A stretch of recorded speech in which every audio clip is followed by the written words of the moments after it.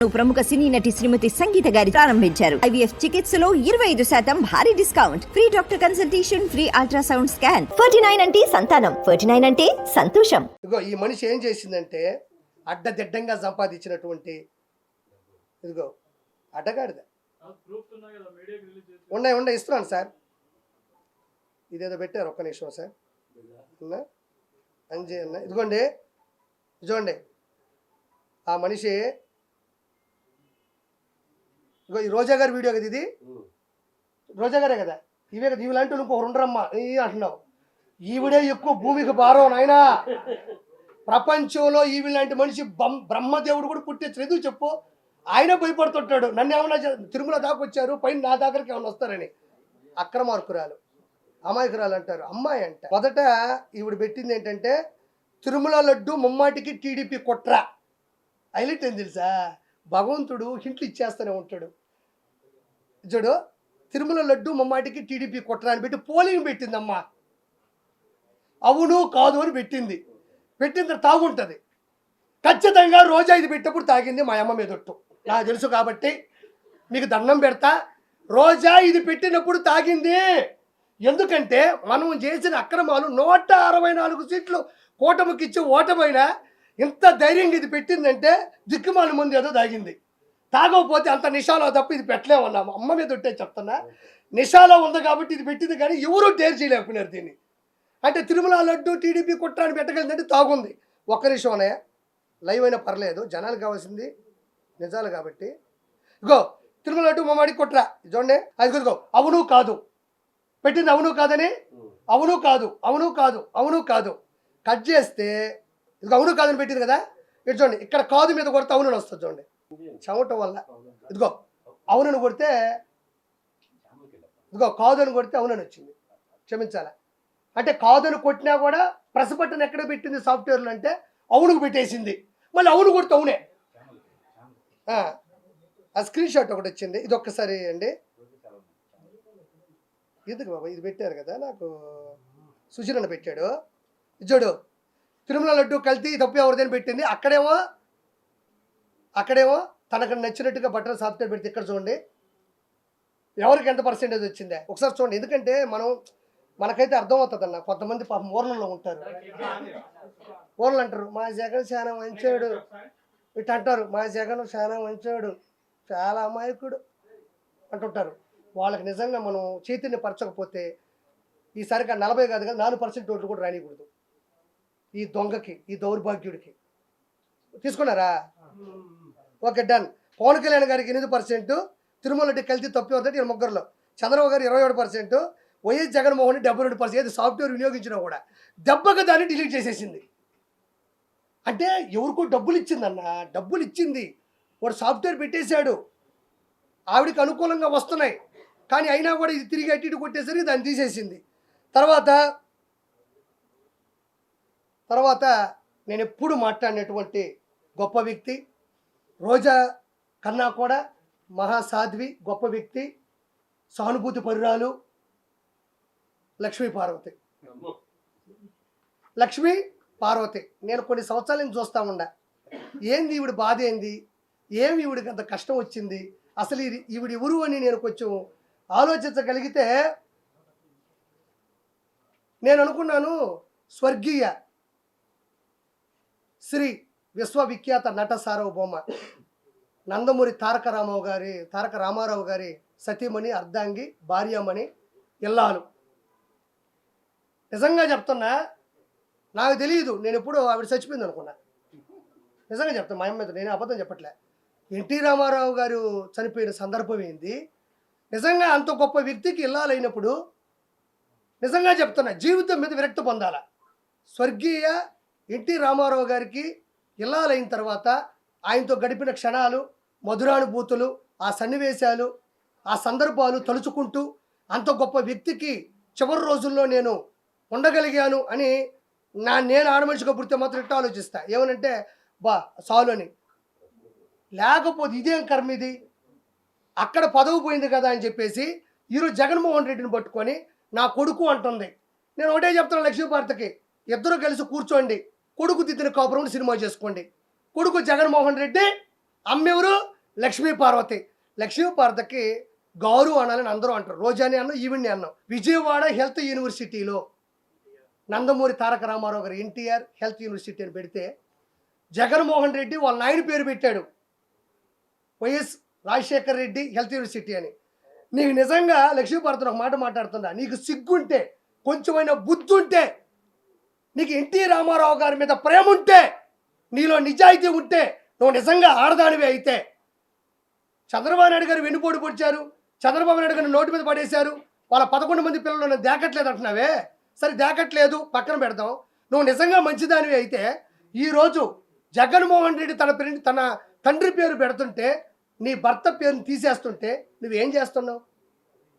ఏం చేస్తున్నావు? జగన్మోహన్ రెడ్డి కాళ్ళు పట్టుకొని నొక్కుతున్నావా? చిల్లర ఖర్చులు కమ్ముడిపోయిన చిల్లర మనిషివు కదా నువ్వు.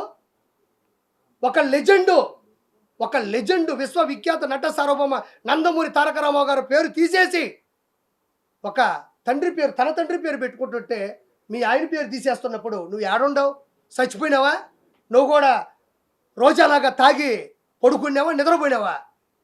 ఇవంటది అన్ని టెస్టులు చేస్తారు, టెస్టులు చేసిన తర్వాత లడ్డూలోకి నెయ్యి ఎట్టొస్తుంది అనింది. ఏమనింది? అన్ని టెస్టులు చేస్తారు, బండి ఇక్కడికి వస్తుంది, అన్ని టెస్టులు చేస్తారు, ఎట్టొస్తుంది లడ్డూలోకి నెయ్యి అనింది. చిన్న ఉదాహరణ చెప్తా. విశ్వవిఖ్యాత నట సార్వభౌమ 243 చిత్రాల్లో నటించినటువంటి కథానాయకుడు, తెలుగోడి ఆత్మగౌరవాన్ని ప్రపంచానికి చాటి చెప్పిన వ్యక్తి, 9 నెలల్లో పార్టీ పెట్టి పార్టీని గెలిపించినటువంటి శక్తి, మంది మార్బలం, బలం బలగం, అద్భుతం అద్వితీయం అయినటువంటి కుటుంబం కలిగిన శ్రీ ఎన్టీఆర్ గారి లైఫ్లోకి నువ్వు ఎలా వచ్చావో అక్రమంగా లడ్డూలో కూడా నెయ్యి అలానే వచ్చింది. నిజంగా చెప్తున్నా, అంత గొప్ప ఫ్యామిలీలోకి ఒక దుష్ట శక్తి ఎలా వచ్చిందో ఈ రోజునికి అంతుపట్టని విషయమే తల్లి. ఆ మహానుభావుడికి జీవితంలో మచ్చే లేదు. ప్రపంచంలో అతను చూసి నటించే వాళ్ళు ఉన్నారు. శ్రీరామచంద్రుడు అంటే ఆయన ఫోటో పెట్టుకున్న వాళ్ళు ఉన్నారు, కర్ణుడు అంటే ఆయన ఫోటో పెట్టుకున్న వాళ్ళు ఉన్నారు, చంద్రుడు అంటే ఆయన ఫోటో పెట్టుకునే పరిస్థితులు వచ్చినాయి, శ్రీకృష్ణుడు అంటే ఆయన ఫోటో పెట్టుకునే పరిస్థితులు ఉండి అంత గొప్ప కుటుంబాన్ని సృష్టించిన వ్యక్తి జీవితంలోకి నువ్వెలా అయితే అక్రమంగా దుష్టశక్తిలా వచ్చావో అదే అద్భుతమైన ఎన్టీ రామారావు గారు లాంటి లడ్డులోకి నీలాంటి దుష్టశక్తి జంతువు కొవ్వు వచ్చింది. ఇంకెంతకన్నా నేను చెప్పలేను. అంతంత కుటుంబం ఏంది, అది ఎంత పెద్ద కుటుంబం. నువ్వే ఆనించి దాపురించినావు.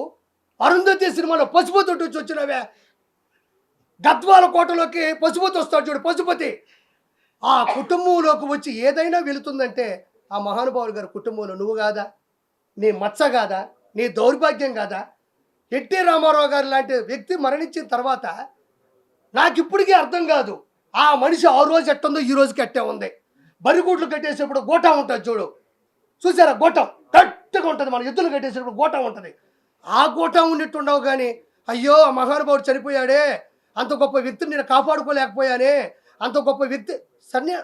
నువ్వు సన్యాసం తీసుకో, ఉన్న 10 రూపాయల డబ్బులు కొట్టేసి ఉంటావు ఆ రోజుల్లో. అంత పొలాలు గిలాను కొనుక్కొని ఆ దేవుణ్ణి ప్రార్థించుకుంటూ ఉండాల్సిన నువ్వు ఈరోజు గోఠంలాగా ఎలా బతుకుంటావో నాకు అర్థం కావట్లే. ఎవరైనా, నేను నిజంగా చెప్తున్నా, అంత గొప్ప వ్యక్తులు కోల్పోయినప్పుడు అది పిల్లల కన్నా కూడా, కుటుంబ సహచరుల కన్నా కూడా నీకు ఎక్కువ ఉండాలి. నీకు ఏడా కోశం ఉండదు. మంచిగా స్టిక్కర్ వేసుకుంటావు, బాగా తిరుక్కుంటా ఉంటావు, జగన్మోహన్ రెడ్డి నా కొడుకు అంటావు. ఇది ఒకటి. దాని తర్వాత ఇదే లక్ష్మీ పార్వతి. ఈ లక్ష్మీ పార్వతి ఎవరైతే ఉన్నారో ఈ మనిషి పదవుల కోసం ఆరాటపడే వ్యక్తి. ఇప్పటికి కూడా 3 లక్షలు 4 లక్షలు జగన్మోహన్ రెడ్డి డబ్బులు వేస్తాడు. భర్త మీద ప్రేమ ఉన్నట్టు వలకపోస్తుంది, ఏడొస్తుంది. యూనివర్సిటీకి పేరు తీసేస్తే మాత్రం ఏమాత్రం పట్టించుకోదు. జగన్మోహన్ రెడ్డి కొడుకు చెప్పు. నేను చెప్తున్నా, నువ్వు చేసే పనులకి, నువ్వు చేసే చేష్టాలకి, నువ్వు క్రియేట్ చేసిన పరిస్థితులకి, నీలో ఉన్న అవినీతికి, నీలో ఉన్న నంగనాచి తత్వానికి తెలియక పాపం నీ తల్లిదండ్రులు లక్ష్మీ పార్వతి అని పేరు పెట్టారు. ఎంత పెద్ద పేరు అయ్యాదే లక్ష్మీ పార్వతి. హిందువుల్లో ఒక పేరు ఇది గొప్ప అనుకుంటే ఇలాంటి నంగనాచిక అలాంటి పేర్లు పెట్టాల్సి వస్తుందంటే వాళ్ళ తల్లిదండ్రులే నిన్ను చిన్నప్పుడే చంపేసి ఉండేవాళ్ళు, లేదంటే ఆ పేర్లు పెట్టకుండా నంగనాచి, నన్ను నమ్ముకో ఉన్నదమ్ముకో ఇలాంటి పేర్లు పెట్టుండేవాళ్ళు లక్ష్మీపార్వతికి. అంటే ఈవిడ గురించి అందరికీ తెలిసిందే, చాలా తెలియాలి. ఈ రోజున కూడా బతికి ఆ కుటుంబం పరువు తీసే ఏకైక వ్యక్తి ఎవరైనా ఉండాలంటే ఈ మనిషి. ఆయన పట్టుకొని వాడు గీడు అంటది.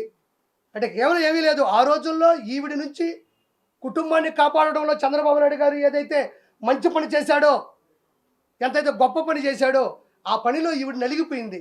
ఈవిడ అనుకున్నటువంటి ఆటలు సాగల. అందుకని చంద్రబాబు నాయుడు గారు ఈవిడికి వ్యతిరేకి. దాని తర్వాత ఈరోజు హిందూ దేవాలయాల మీద ఎలాంటి దాడులు క్రిస్టియన్స్ చేస్తున్నారు అనేది నిన్న కూడా ఎవరో చెప్తున్నారు, వామ్మో క్రిస్టియన్స్ని ఇబ్బంది పెడుతున్నారు హిందువులు అని. దాని గురించి కూడా మాట్లాడితే ఇదిగోండి చూడండి, ఇది ఒరిజినల్ అవుట్పుట్. ఇది హిందూ దేవాలయాల మీద క్రిస్టియన్ మతస్థులు చేసినటువంటి దాడులు చాలా ఉన్నాయి. ఒక 5 వినిపిస్తాను నేను కూడా. గుంటూరు దుర్గగుడి ధ్వంసం 14 నవంబర్ 2019. పిఠాపురం ఆంజనేయ స్వామి గుడి 23 విగ్రహాల ధ్వంసం 21 జనవరి 2020. నెల్లూరు జిల్లా కొండపెట్టగుంటలో ప్రసన్న వెంకటేశ్వర ఆలయ రథం దగ్ధం 14 ఫిబ్రవరి 2020. అంతర్వేది శ్రీ లక్ష్మీ నరసింహస్వామి రథం దగ్ధం 6 సెప్టెంబర్ 2020. గుంటూరు జిల్లా వెల్దుర్తి గ్రామం నుండి గొండ్లపాడు వెళ్లే దారిలో కొండపైన ఉన్న నాగమయ్య గుడిలో దేవతా ప్రతిమల ధ్వంసం 16 సెప్టెంబర్ 2020. ఈ విధంగా 1, 2 కాదు, మచ్చు తొనక 21. జగన్మోహన్ రెడ్డి కేవలం హిందూ మతాన్ని సర్వనాశనం చేయాలని చేసినటువంటి పద్ధతి ఇది. ఇంకోటి ఏంటంటే, ప్రతి ఒక్కరికి నేను చెప్పగలిగింది ఏంటంటే 100% హిందువులందరూ కూడా అలర్ట్ అవ్వాలా, మన దేవుణ్ణి మనం కాపాడుకోవాలా, మనం చాలా గట్టిగా నిలబడాలి. ఇక్కడ అన్ని మతస్థులు వాళ్ళు ఉండొచ్చు, క్షమించాలి, మిమ్మల్ని బాధ పెట్టాలి కాదు, భయపెట్టాలి కాదు. మీ మతాన్ని మీరు గౌరవించుకోండి, మీ మతాన్ని మీరు కాపాడుకోండి, మీ మతాన్ని హైలైట్ చేసుకోండి. వాళ్ళకి పెట్టు, నాకే పెట్టు, నా వాయిస్ నాకే పెడతారు, పెద్ద మనిషివే. అందరూ ఎవరి మతం వాళ్ళది, ఎవరి కుటుంబం వాళ్ళది, ఎవరి జిల్లా వాళ్ళది, ఎవరు మండలం వాళ్ళది, అలాగనే ఎవరి మతం వాళ్ళది. కాబట్టి ప్రతి ఒక్క హిందువు మేల్కొని పక్క రాష్ట్రాలలో కూడా అది నచ్చక తిరగబడుతున్నారు. తెలుగు 2 రాష్ట్రాలు కాదు, ప్రపంచవ్యాప్తంగా కూడా హిందువులు, తెలుగు వాళ్ళు అందరూ కూడా దీన్ని తీవ్రంగా వ్యతిరేకించాలా. జగన్మోహన్ రెడ్డి మీద వ్యతిరేకత తిరగబడాలని మనస్ఫూర్తి కోరుకుంటా. ఇంకోటి చెప్తున్నా, వైఎస్ఆర్సీపీ గవర్నమెంట్లో ఉండి వైఎస్ఆర్సీపీ కార్యకర్తలుగా ఉంటూ వైఎస్ఆర్సీపీలో కొంతమంది ఉన్నారు, అందరినీ కాదు, క్షమించాలా. కొన్ని కుక్కలు ఉన్నాయి, వైఎస్ఆర్సీపీ కుక్కలు, అందరినట్లా క్షమించాలా. కొన్ని కుక్కలు ఎప్పటికీ కూడా ఇన్ని శాంపుల్ రిపోర్ట్స్ వచ్చినా ఇది నిజమని నిర్ధారణ అయినా ఇంతకుముందు చేసిన పరిస్థితులు వీటికి అనుకూలంగా ఉన్నా కూడా వెనకేసుకొని వస్తున్నా. గుర్తుపెట్టుకోండి, మీరు కులం చూసుకున్నారు, ఇంకోటి చూసుకోవచ్చు, వైఎస్ రాజశేఖర రెడ్డి గారి ఆధ్వర్యం చూసుకొని కూడా ఓట్లు వేస్తుండొచ్చు. మీరు ఏది చూసి అతను వెనకేసుకొని వచ్చి ఓటేసినా తప్పు లేదు. కానీ చివరాఖరికి మనం నమ్మే హిందూ ధర్మం నుండి వెంకటేశ్వర స్వామిని నాశనం చేస్తున్నా కూడా మనం వెనకేసుకొని వచ్చినాము, జగన్మోహన్ రెడ్డి మంచోడు అన్నాడంటే మీరు ఖచ్చితంగా హిందూ ధర్మానికి వ్యతిరేకులు. మీరు హిందూ ధర్మాన్ని నాశనం చేయడంలో ప్రత్యేకమైన పాత్ర పోషిస్తున్నారు. మీ అందరికీ ఇప్పటివరకు మాట చెప్తున్నా, ఇప్పటి వరకు మీరు రాజకీయంగా తప్పు చేస్తే ప్రజలు మిమ్మల్ని ఓడించారు. ఈసారికి వెంకటేశ్వర స్వామితోనే పెట్టుకున్నారు. మీ కుటుంబాలు నాశనం అయ్యే అవకాశం కూడా త్వరలో ఉంది. అవ్వాలని నేను కోరుకోవట్లే.